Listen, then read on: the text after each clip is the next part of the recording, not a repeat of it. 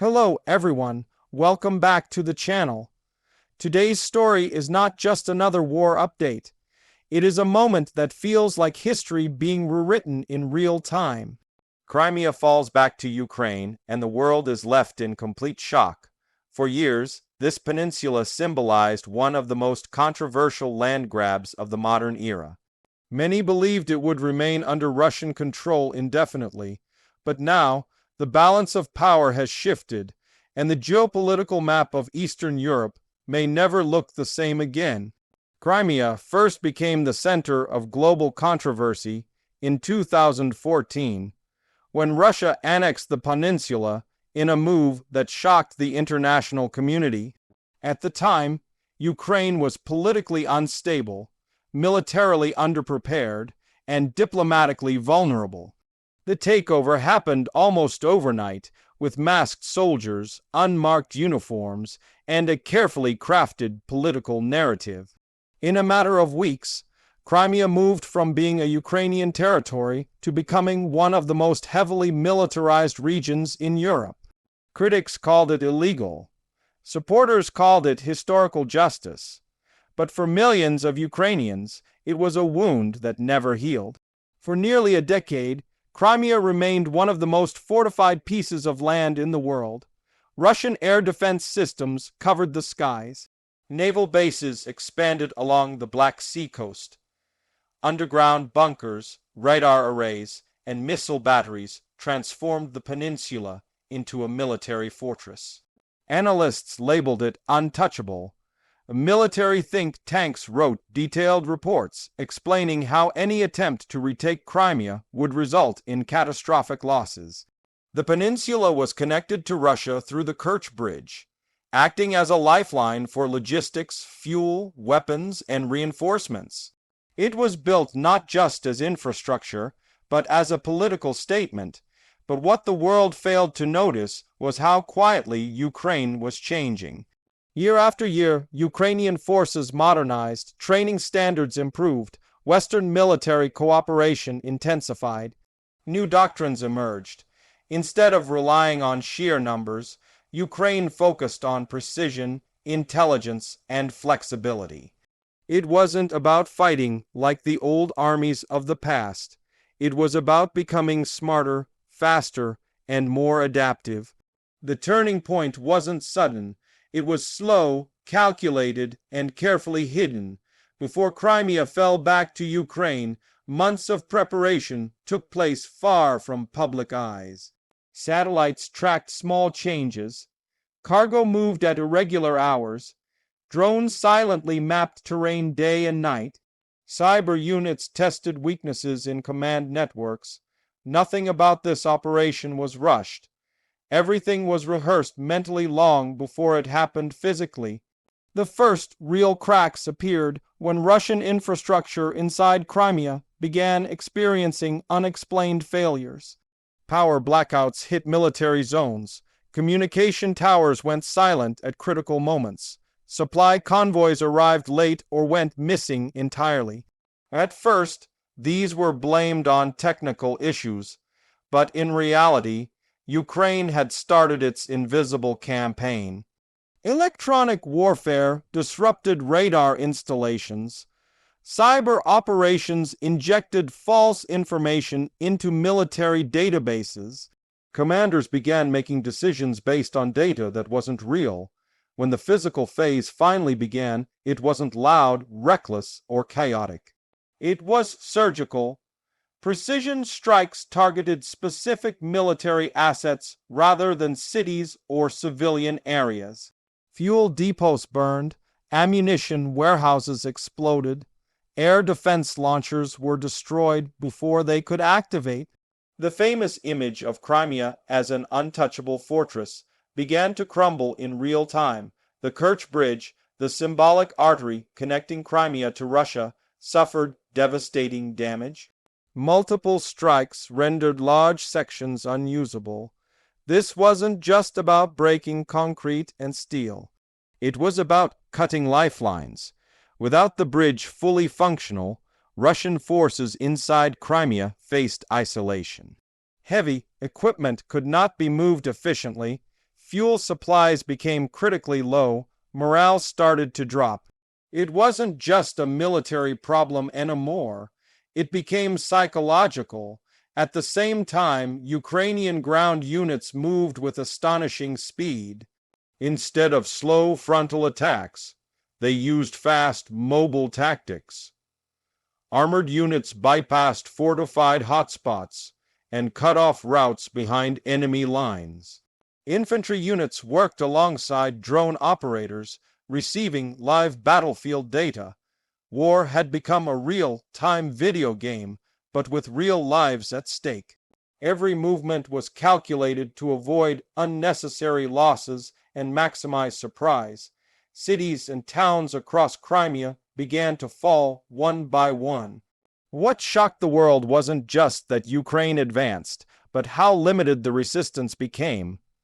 Many Russian units, cut off from supplies and leadership, were confused. Some retreated, others surrendered. Loudspeakers broadcast surrender messages in Russian, promising fair treatment under international law. Leaflets dropped from drones explained safe surrender routes. This wasn't just warfare, it was psychological dominance. Sevastopol, the heart of Russian naval power in the Black Sea, became a symbol of the turning tide. For decades it represented Russian military pride. But now, Ukrainian flags were raised over government buildings. Damaged ships sat abandoned in harbors. Some vessels fled, others were captured. The loss of Sevastopol sent shockwaves through the global naval balance. It meant the Black Sea was no longer a guaranteed Russian stronghold. Global reaction was immediate and intense. Emergency meetings were held by world leaders. News channels switched to non-stop coverage. Analysts debated whether this moment marked the beginning of the end of the war or the start of a more dangerous phase. NATO increased alert levels. European governments scrambled to reassess security strategies. Markets reacted with fear and uncertainty. Inside Russia, the information war became just as intense. State-controlled media attempted to downplay the events, calling them strategic withdrawals or temporary regrouping. But social media told a different story. Soldiers' families posted desperate messages. Leaked videos showed abandoned bases. The narrative of strength began to show cracks. For Ukraine, this was more than a military victory. It was emotional, symbolic, and historic. Streets in Kiev and other cities filled with people waving flags, crying, praying, and celebrating. Years of pain, grief, and loss suddenly transformed into a moment of collective relief. Veterans hugged strangers. Families of fallen soldiers felt that their sacrifice had meaning. Life in Crimea began to shift rapidly. Ukrainian authorities moved quickly to restore order. Electricity grids were repaired. Hospitals received emergency supplies. Law enforcement units worked to prevent chaos. Humanitarian corridors were opened. It wasn't just about taking land. It was about stabilizing life, but even as celebrations spread, fear remained. The world understood that Russia is a nuclear power. No one assumed the story was over. Military readiness across the region increased. Air defenses were reinforced. Diplomats worked behind the scenes to prevent uncontrollable escalation. What made this moment unique wasn't just the retaking of territory, but how it changed global perceptions. For years, the world had seen Ukraine as a victim, a country under pressure. Now it was viewed as a technologically capable, strategically brilliant military force. Military academies began studying the operation as a model of hybrid warfare. The psychological impact rippled across other regions with frozen conflicts.